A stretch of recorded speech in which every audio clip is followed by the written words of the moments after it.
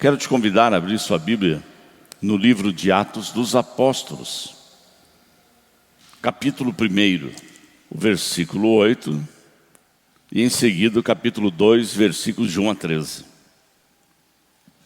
À medida que você encontrar o texto, vamos nos colocar em pé e vamos ler. Atos 1, 8. Mas recebereis poder ao descer sobre vós o Espírito Santo, e sereis minhas testemunhas, tanto em Jerusalém como em toda a Judeia e Samaria e até aos confins da terra. Atos 2, de 1 a 13. Ao cumprir-se o dia de Pentecostes, estavam todos reunidos no mesmo lugar. De repente, veio do céu um som como de um vento impetuoso e encheu toda a casa onde estavam assentados. E apareceram distribuídas entre eles línguas como de fogo, e pousou uma sobre cada um deles. Todos ficaram cheios do Espírito Santo e passaram a falar em outras línguas, segundo o Espírito lhes concedia que falassem. Ora, estavam habitando em Jerusalém judeus, homens piedosos, vindos de todas as nações debaixo do céu. Quando, pois, se fez ouvir aquela voz, afluiu a multidão que se possuiu de perplexidade, porquanto cada um os ouvia falar na sua própria língua.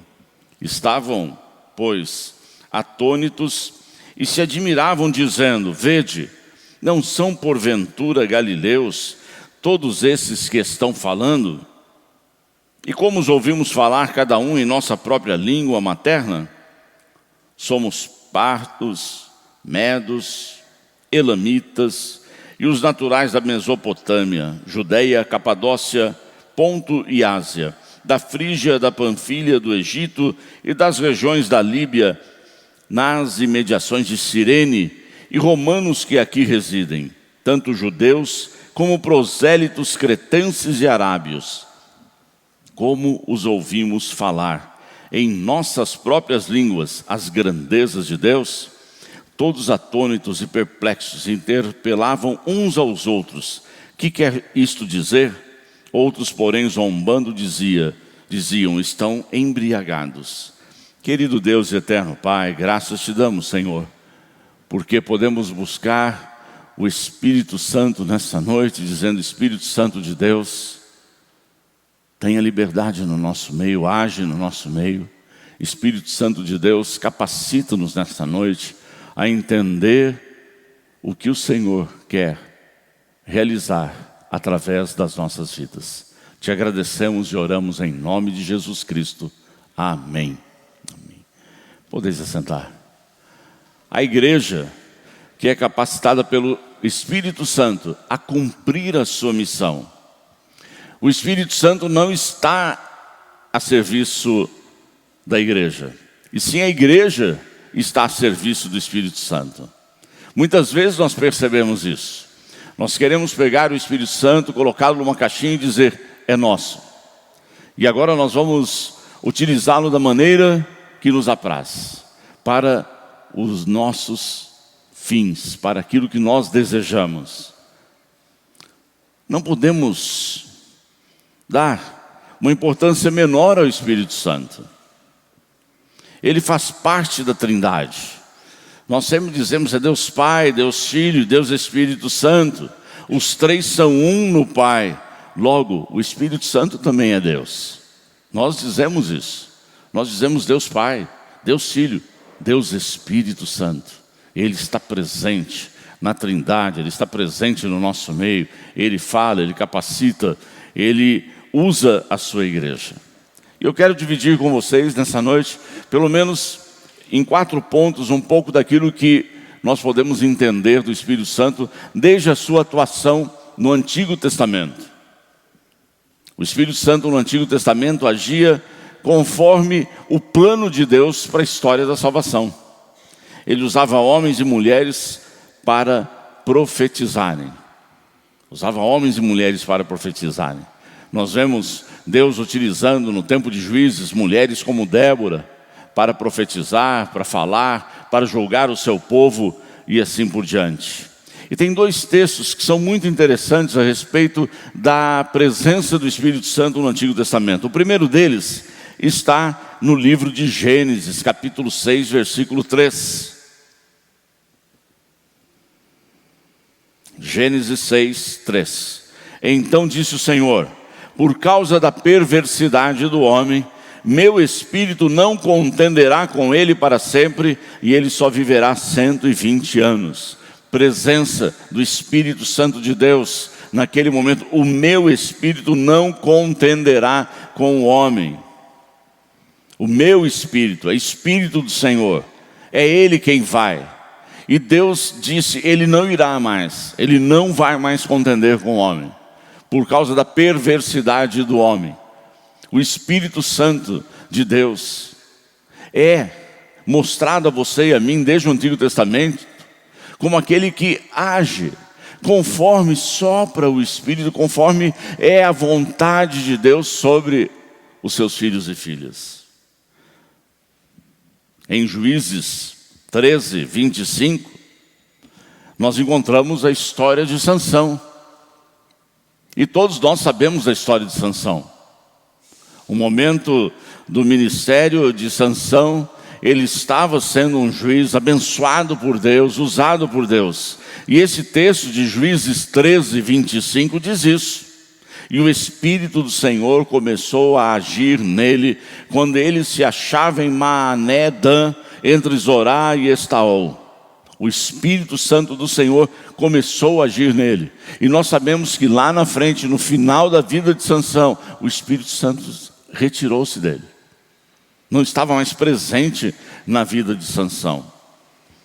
Para mostrar para você e para mim, para provar para você e para mim, que o Espírito Santo de Deus é de Deus, e Ele dá e Ele retira no momento que Ele quer, de acordo com a sua vontade, de acordo com os seus planos, com os seus projetos. Joel tem um dos textos mais conhecidos a respeito do Espírito Santo. Joel 2, versículos 28 e 29.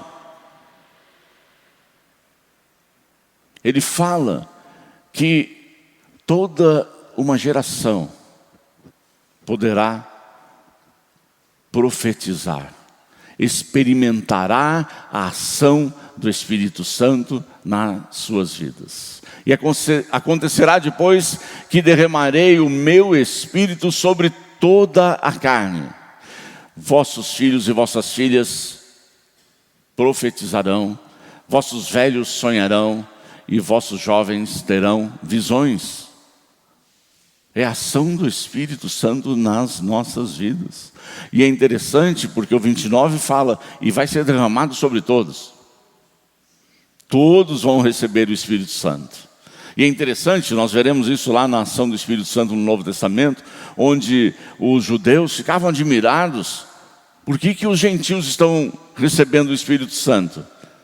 Eles não entendiam. Quem derramava o Espírito Santo era o Senhor. Ele derramava sobre quem Ele quisesse e sobre quem Ele queria. Até sobre os servos e sobre as servas derramarei o meu Espírito naqueles dias. Porque é parte do propósito, do projeto de Deus para com as nossas vidas. Segundo ponto, o Espírito Santo no início da igreja. E aqui então vem a questão dos judeus, que ficaram surpresos, judeus convertidos, ao ver que o Espírito Santo era derramado sobre os gentios. Como é que pode isso?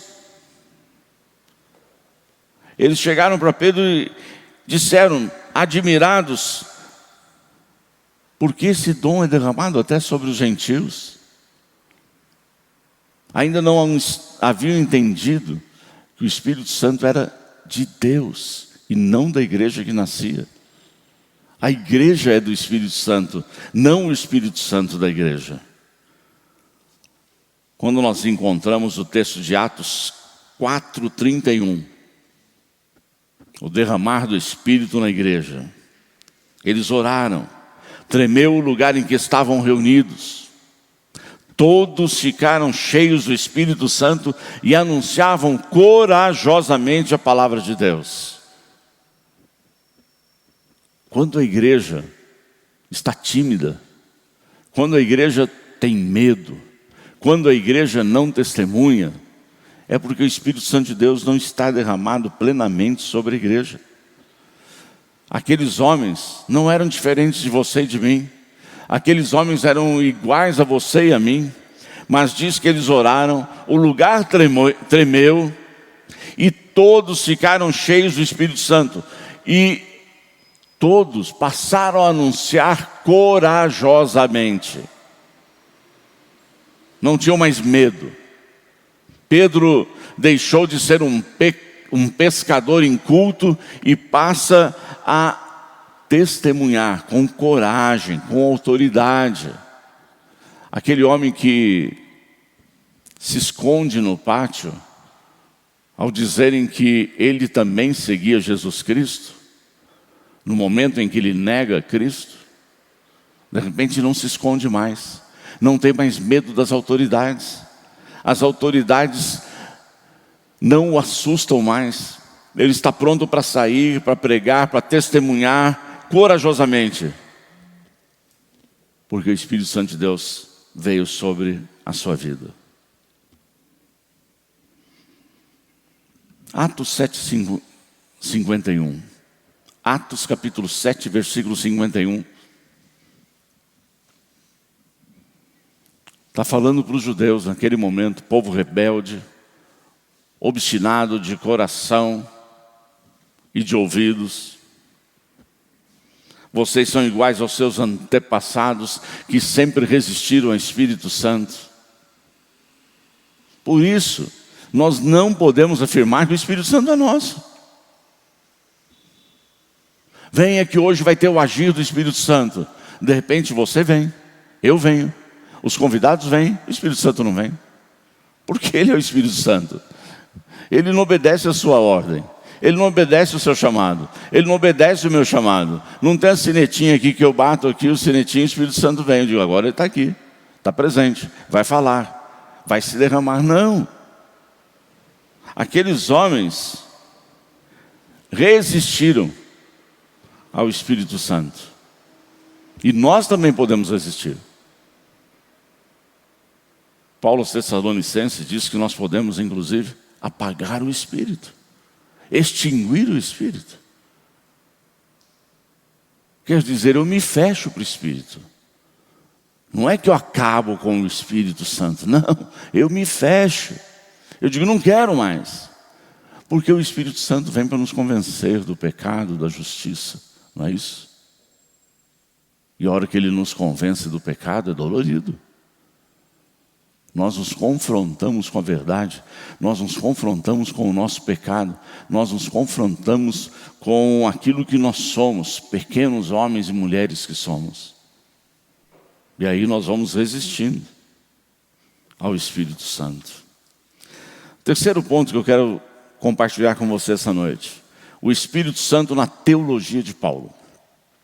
Paulo tem uma teologia a respeito do Espírito Santo que vai dizer para você e para mim que o Espírito Santo habita em você e em mim. Paulo diz, nós somos templo do Espírito Santo. Ele pega uma palavra muito conhecida, muito própria dos judeus, templo. Nas traduções mais próximas ele diz tabernáculo, onde o judeu então parava e dizia, a conversa agora é comigo. Falou a minha língua. Falou tabernáculo. O Espírito Santo habita neste tabernáculo terreno que somos você e eu. E Paulo então passa a dizer que nós devemos andar no Espírito. Se Ele habita em nós, se nós somos o tabernáculo, o templo da habitação do Espírito Santo de Deus, nós andamos e o Espírito Santo está andando conosco. Não é assim? Como é que você vai dizer para o Espírito Santo, fica aqui que eu vou dar uma volta?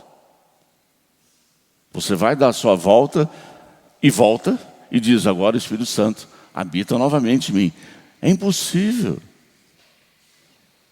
Por isso que aquele que é nova criatura passa a viver de maneira diferente na teologia de Paulo. Paulo, quando escreve a sua carta aos Coríntios, a primeira carta aos Coríntios, capítulo 2, versículo 4, diz assim: minha mensagem, minha pregação não consistiram em palavras persuasivas de sabedoria, mas em demonstração do poder do Espírito Santo. Nós conhecemos a vida desses dois grandes homens e servos do Senhor, apóstolos, Pedro e Paulo. Pedro, nós sabemos que era um homem culto, um homem rude. Paulo, nós sabemos que era um homem culto, com outra preparação. Mas os dois, quando passam a ser usados pelo Espírito Santo de Deus, passam a falar a mesma língua. Tinham diferenças? Tinham, mas o alvo dos dois era a cruz, o alvo dos dois era Jesus. O alvo dos dois era testemunhar do poder de Deus manifesto em Cristo Jesus, através da ação do Espírito Santo nas suas vidas. E aí Paulo, quando escreve aos Gálatas, capítulo 5, 16 a 18, é que ele diz: andai no Espírito, porque assim você não vai satisfazer os desejos da tua carne. É a única maneira, não tem outra maneira. O pecado que nós não queremos está sempre diante de nós. E como nós conseguimos vencê-lo? Andando no Espírito, vivendo no Espírito, tendo a mente de Cristo, como disse o Caleb no sermão da manhã. O desafio é mais intenso ainda, pois leva o povo a não só receber o Espírito Santo, mas também andar nele, ser habitação dele. A coisa é muito mais intensa. O Espírito Santo agora passa a andar comigo. Ele vive em mim, Ele vive comigo. Eu penso, Ele pensa comigo. Eu falo, Ele fala comigo. Eu ando, Ele anda comigo. Esse é o Espírito Santo na teologia de Paulo. Quarto ponto, o Espírito Santo nos nossos dias. Atos 13.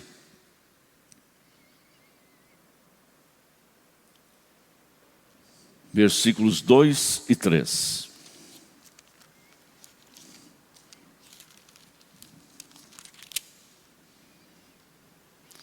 E servindo eles ao Senhor e jejuando, disse o Espírito Santo: separai-me agora Barnabé e Saulo para a obra a que os tenho chamado. Então, jejuando e orando, impondo sobre eles as mãos, os despediram. Separai-me agora Barnabé e Saulo. A igreja estava no início. Paulo, novo convertido. Barnabé mais antigo. E o Espírito Santo de Deus, no momento em que a igreja em Antioquia se reunia em oração, o Espírito Santo de Deus disse: separai-me Paulo e Barnabé para a obra que eu tenho para a vida deles. Em seguida diz o versículo 3: então, jejuando e orando e impondo as mãos sobre eles, os despediram. Sem aquele chororô, mimimi, de dizer: mas justo Paulo e Barnabé vão fazer uma falta tremenda para a gente. Mas o Espírito Santo de Deus disse: separa. E certamente levantou outros homens e mulheres naquele lugar para continuarem a obra. Porque o Espírito Santo de Deus faz assim. E é isso que nós precisamos entender nos dias de hoje, como é que o Espírito Santo age na sua vida, na minha vida, nos dias de hoje. Porque hoje a igreja tem buscado mais o poder do Espírito Santo para satisfazer os seus próprios desejos, do que permitir que o Espírito Santo guie e capacite a igreja a realizar as obras que Deus tem preparado através dos séculos. Quantas coisas Deus tem preparado para a vida da igreja hoje, e a igreja não tem percebido, não tem sentido, não tem vivido. Por quê? Porque ela não se coloca nas mãos do Espírito Santo de Deus. Às vezes eu penso até que falta um pouco de confiança, de se jogar, de dizer: Espírito Santo de Deus, age na minha vida. E de repente o Espírito Santo de Deus agir e dizer: separa aqui, ó.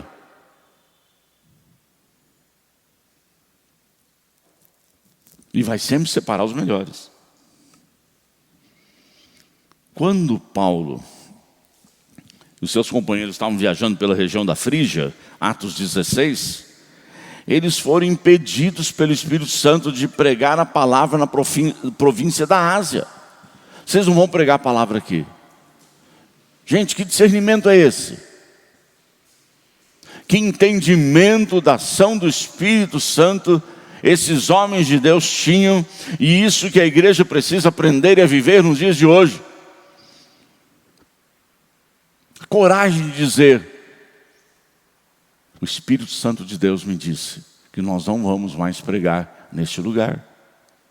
Já pensou? O conflito de interesses, de ideias, ide por todo mundo, mas não por esse mundo, não por este lugar, mas porque o Espírito Santo de Deus tinha um projeto na vida de Paulo para ir à Macedônia. No versículo 7 do Atos 16 diz isso. Quando chegaram à fronteira da Mísia, tentaram entrar na Bitínia, mas o Espírito de Jesus os impediu. Eles ainda tentaram, e o Espírito Santo impediu, disse: aqui vocês não vão passar, não vão continuar. E Paulo então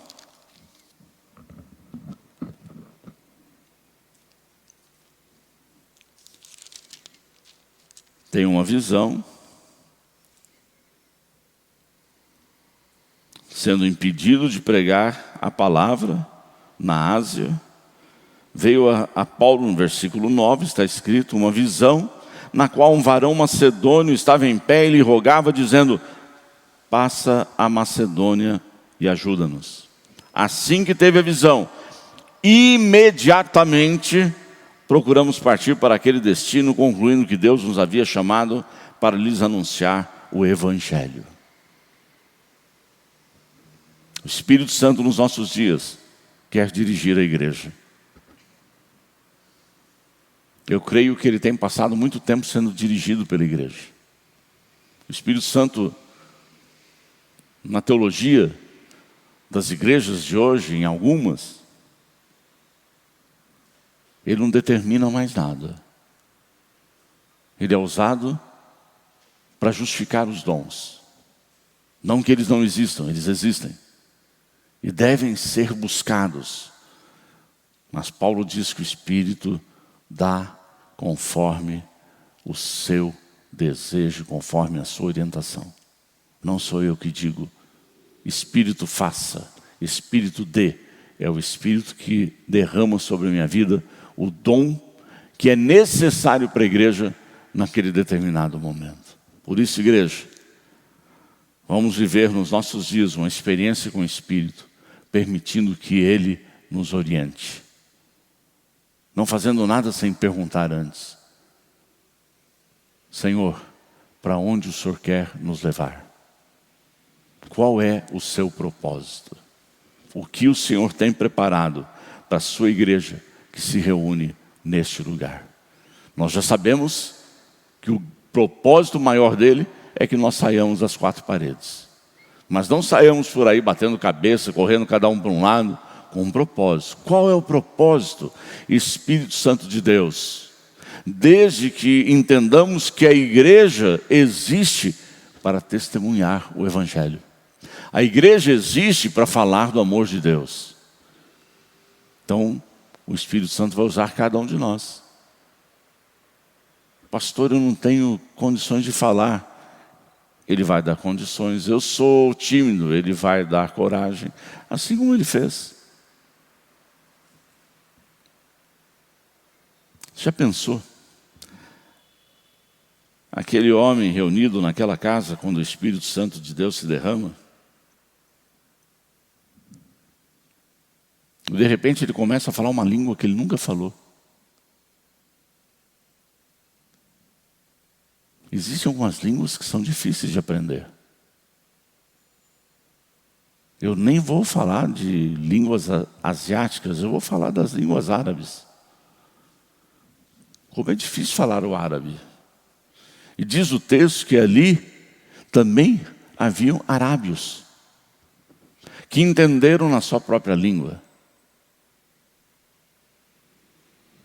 Espírito Santo de Deus, o que o Senhor quer fazer no nosso meio? O que o Senhor tem preparado para a tua igreja, para o teu povo que se reúne neste lugar? Que nós estejamos prontos para o agir do Espírito Santo, naquilo que Ele quer fazer na vida de cada um de nós. Não naquilo que nós queremos que Ele faça, mas naquilo que Ele quer fazer na vida de cada um de nós. Vamos nos colocar em pé e vamos orar.